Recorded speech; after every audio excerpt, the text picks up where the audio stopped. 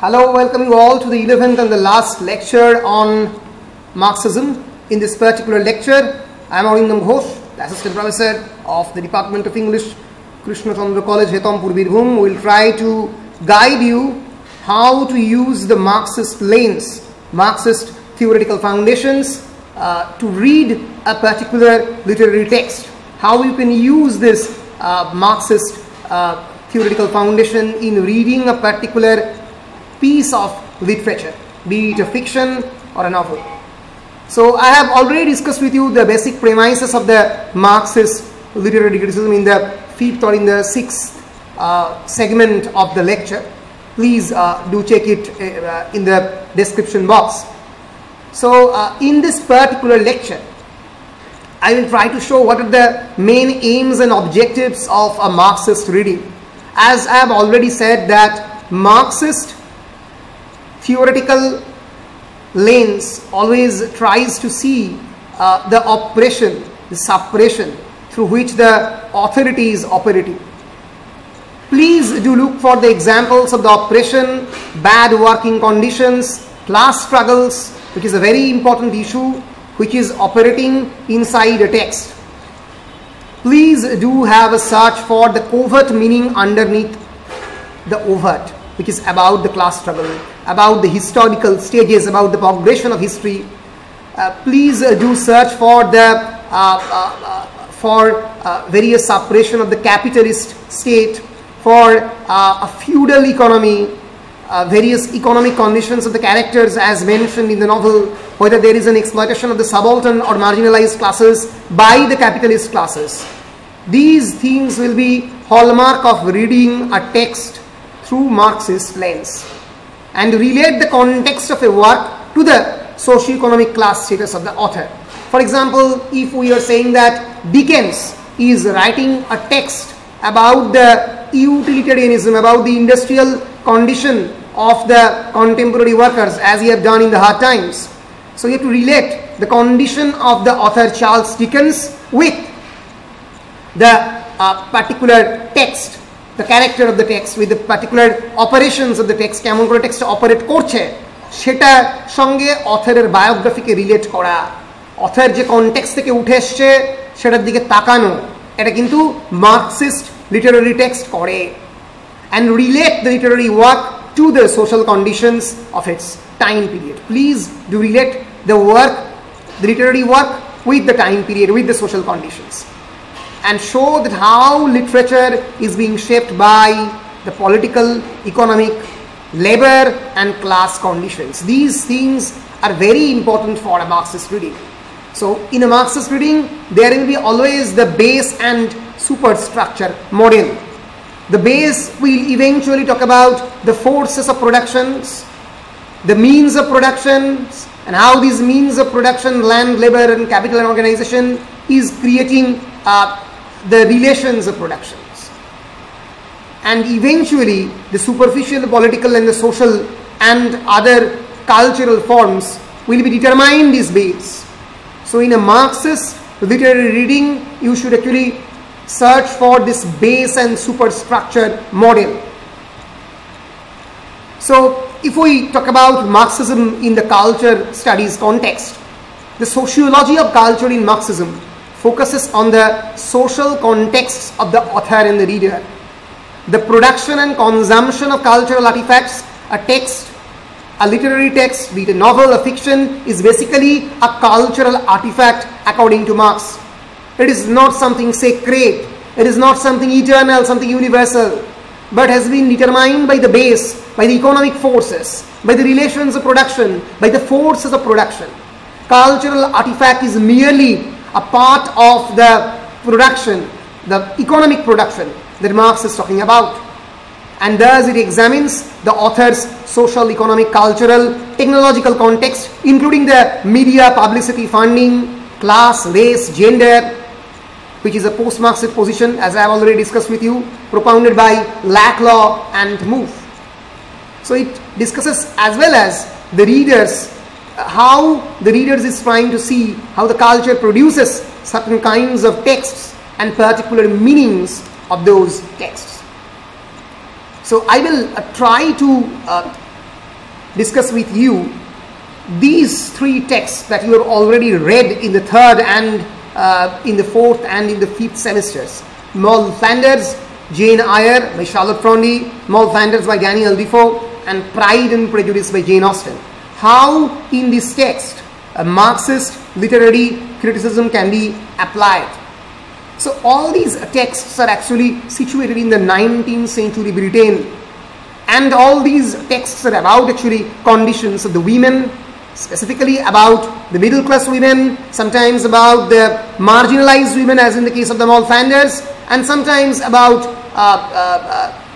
women belonging to the middle class as in the Pride and Prejudice.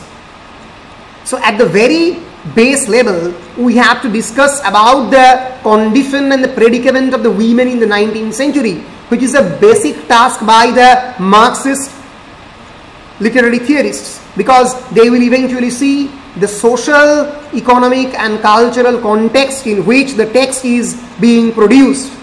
কোন socio economic কন্ডিশনে, কোন সামাজিক অর্থনৈতিক এবং রাজনৈতিক কন্ডিশনে, সেই সামাজিক অবস্থানে এই বিভিন্ন ধরনের টেক্সটগুলো তৈরি হচ্ছে। মাথায় রাখবে, ইট ওয়াজ 19th century, 19 শতক, যেখানে women are merely being slaves, they are being banned from the universities, ইউনিভার্সিটিতে পড়া যায় না, পড়তে পারে না, they are uneducated and they don't have any legal rights to their property even. The only option to a woman after her being 18 years adult, she can only be a nurse, only be a governess, or can only be a wife. She has been treated only as a reproductive machine, and spinsters have been seen through the specific lens only as a reproductive machine. So marriage is a vow to be obeyed by the husband. Marriage is essential for women in the 19th century. So in this context, these women figures, how they become autonomous and how they challenge the patriarchal authority, সেটাই কিন্তু সেই সময়কার সামাজিক, economic এবং political কন্ডিশনের কথা তুলে ধরে। মার্কসিস্ট লিটারি ক্রিটিসিজম এই পার্টিকুলার কন্ডিশনগুলোর কথা বলবে। For example, in the Moll Flanders, Moll is a whore, is a prostitute. She has been married 5 times, and one time she even married her own brother, which she is completely flouting the contemporary conventions, the contemporary norms and rules and regulations of the society, and hence she actually becomes almost a Marxist voice. She is also a feminist voice as well as a Marxist voice, because she belongs to the marginalized section of the society. She belongs from a working class woman. At the same time, at last, she has actually established her authority in the aristocratic classes of the society. So that's a great mode of resistance on the part of her. So a Marxist reading of the text will eventually involve the contemporary political, social and economic predicament of the women and marginalized sections in general. How the class conflict is operating inside the text of the Moll Flanders. How Moll is being seen as a reified, the term reification has been used by George Lucas. How Moll Flanders is being seen as an objectified commodity.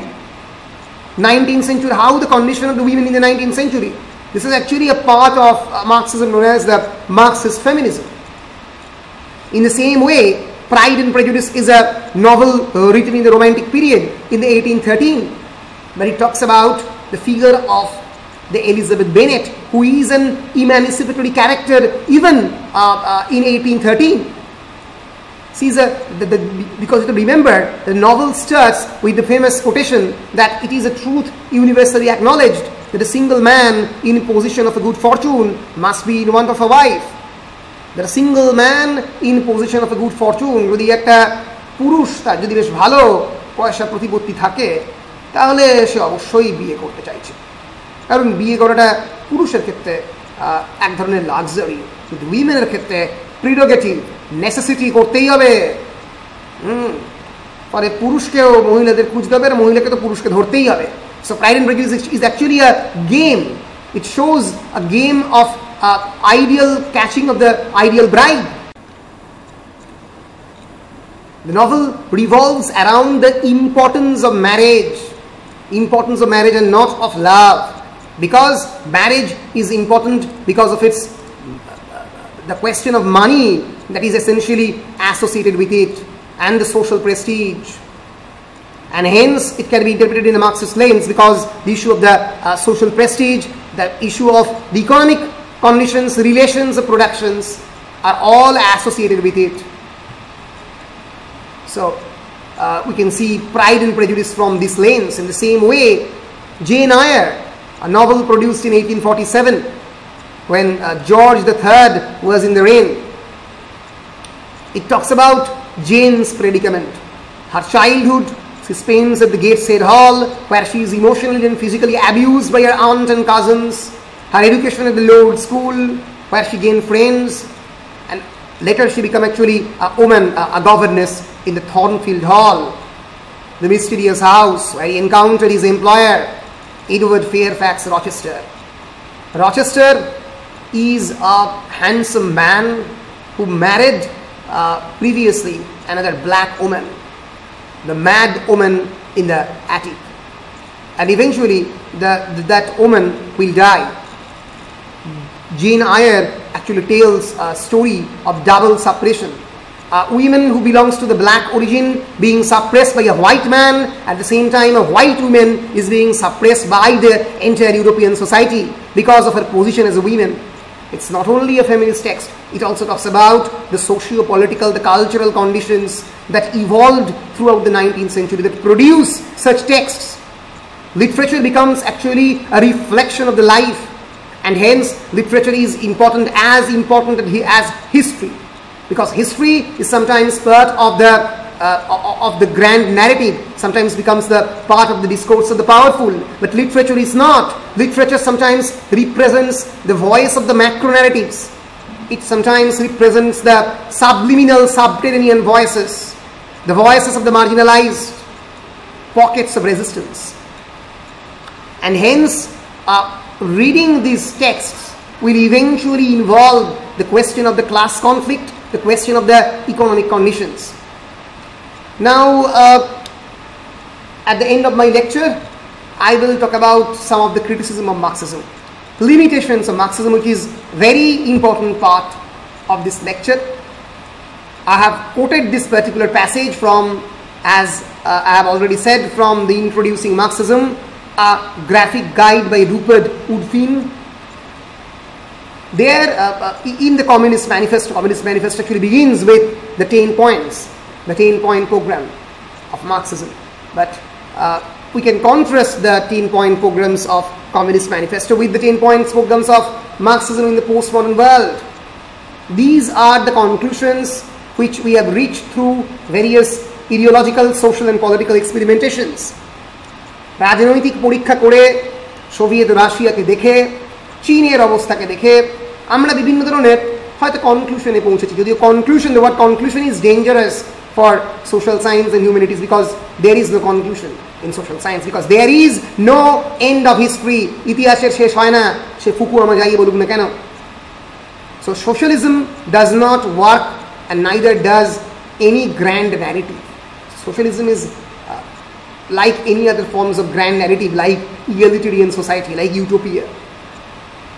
And classes are degenerating in this postmodern condition and sometimes disappearing.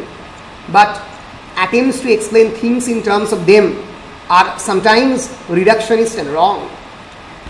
There are many other significant sources of identity and conflict apart from class, and they are gender, ethnicity, sexual preference. These things very much important after the discussion of the modernism, postmodernism and post-colonialism, the discussion of gender, ethnicity and sexual preference, through which we can discuss about identity, political, social, economic identity. The state as such is always dangerous and cannot deliver effective social welfare, be it any form, in any time. Any form of central planning is inefficient, is dangerous, can lead to a vanguard society as occurred in the revolutionary Russia. Any form of centralized government, be it Marxian or non-Marxian, is dangerous. be it Lenin or Stalin or Fidel Castro or any other autocrats, the process of formation of a centralized government is always already dangerous, to quote Louis Althusser. The old left approach to the politics always ends in authoritarian regimes which crush the civil society. So that here lies the importance of civil society, as said by Antonio Gramsci. Politics should exist only at the local level with local struggles over local issues. And conflicts or antagonisms are inevitable, and while some may resolve, this merely transforms and clears the ground for further newer antagonisms. So revolutions either cannot happen or end badly. The alternative is democratic transition. Rather, various formations of local resistance, it becomes much more significant as a movement than revolution, because the result of the revolutions are sometimes dangerous. We have seen, history has taught us. Solidarity can exist within and across a range of different groups. It is a humanitarian gesture. The survival of humanism is important. A belief in class solidarity as the only valid form of solidarity is harmful to this process. In an interdependent, globalized world, anti-imperialism has had its day. The world is now becoming too complex. It becomes a network of informatics, infotainments, and hence Marxism, it's the time that we should think Marxism in an alternative way. So thank you so much for bearing with me. These are some of the terms that are important. I will supply you the PDF or pause this video and please see the significance of these terms. Some of the terms are very important and I have already discussed these terms in the course of my these 11 lectures. First is the absolute agnostic pluralism. It's a post-Marxian view that societies today should foster democratic and low-intensity conflicts between a variety of different groups. The concept of alienation of the laborers, autocracy, Bolshevism, bourgeois capitalism, class consciousness, commodity fetishism, reification, dialectic, critical theory, economic determinism, false consciousness, fetishism, hegemony, very important word, ideology, idealism. These words become very important. Of course, post-Marxism, means of production, relations of productions, substructure and superstructure, social democracy, surplus value, udbritto mulya tattva. You have to read the significance of these words and then you will understand some of the key theories and key terms of the Marxist criticism. So thank you. I'm ending my lecture here. In the next class, I will begin for the 6th semester the history of the English language, which is in your DSC 4. So thank you again. Thank you so much for bearing with me. Thank you.